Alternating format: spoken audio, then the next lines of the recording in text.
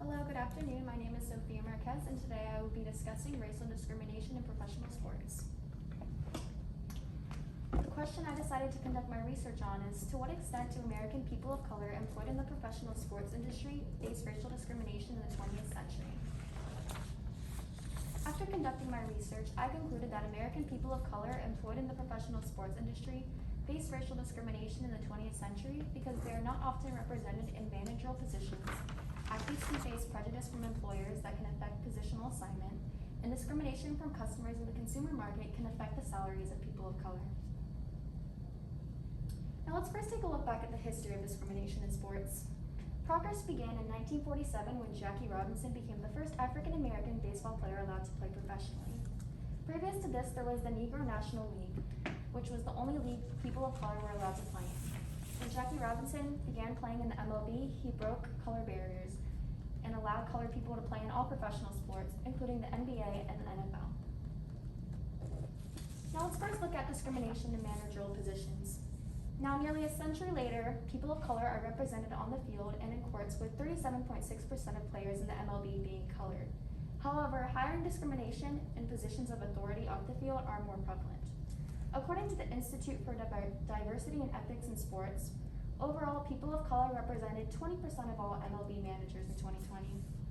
These low diversity rates seen in managerial positions can be seen throughout all professional sports leagues. Now let's look at low diversity in coaching.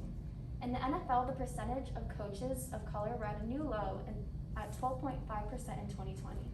That can be seen in the graph here, as 28 of the NFL head coaches were white, while compared to only 3 Black or African American head coaches.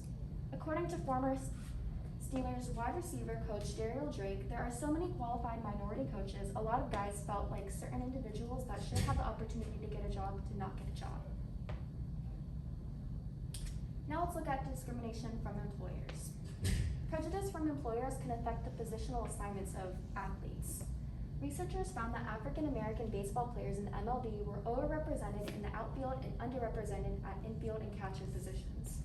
This is seen in the graph as outfield and infield are represented by the dashed lines, which show that non-Hispanic Blacks baseball players are playing this position at a much higher percentage.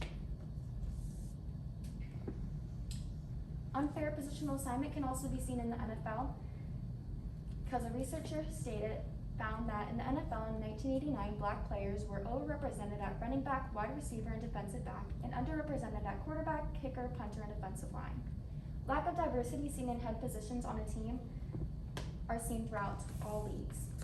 Unfair positional assignments may be a result of coaches' stereotypical beliefs and the inability of people of color to take on leadership roles. Now let's look at prejudice in the consumer market. First, let's take a look at the sports market size. In 2020, it has an estimated revenue of $75 billion. The sports market includes the segments media rights, gate revenues, sponsorships, and merchandising. Now let's take a look at the merchandising size part of the market. A study was conducted to look at the baseball card industry, and they concluded that among hitters, the cards of non-whites sell for about 10% less than the cards of white players of comparable ability. Whereas among pitchers, there is a 13% discount on non-whites. Now looking at the NFL, there has been much debate and attention about social issues. For example, in 2016, San Francisco 49ers quarterback Colin Kaepernick started a controversy by kneeling during the national anthem before a game. This emphasized the association of NFL games with explicit attitudes towards race and implicit racial prejudice.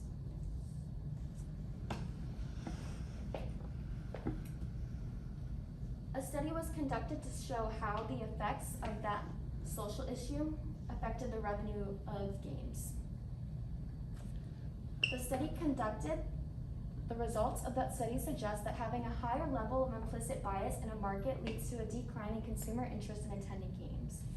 The results were shown in this graph as attendance of the games pre-protests were much higher than during protests. While it is clear that racial discrimination is present in the sports industry, some do not believe this because of the high diversity rate seen on team rosters. According to reports from Tides, the NBA players are 80% black, and the NFL African Americans are 68% of players, and they are 10% in the Major League Baseball. However, the sports industry includes many other positions other than the players seen on the courts and fields that lack diversity. According to another Tides report, white account for 94% of sports editors, 87% of reporters, and 89% of copy editors.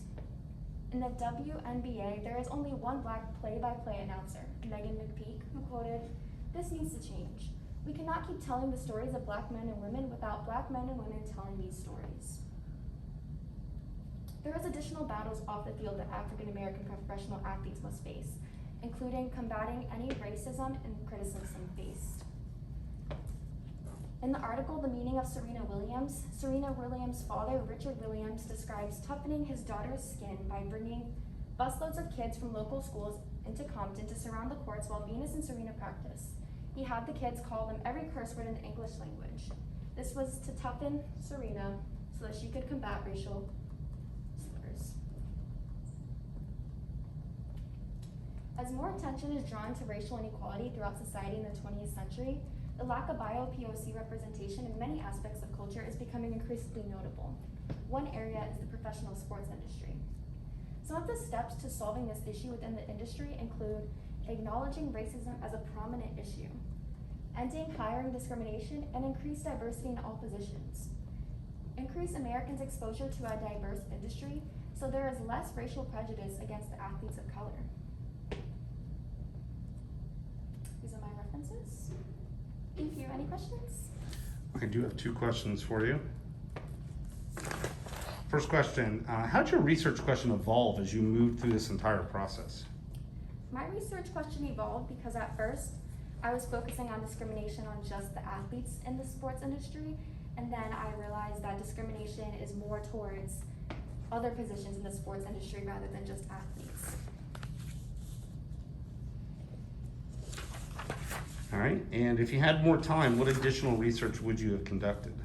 If I had more time, I believe I would have done more research on racial discrimination, maybe in the women's professional sports, and seeing if it met the same standards as in men's professional sports.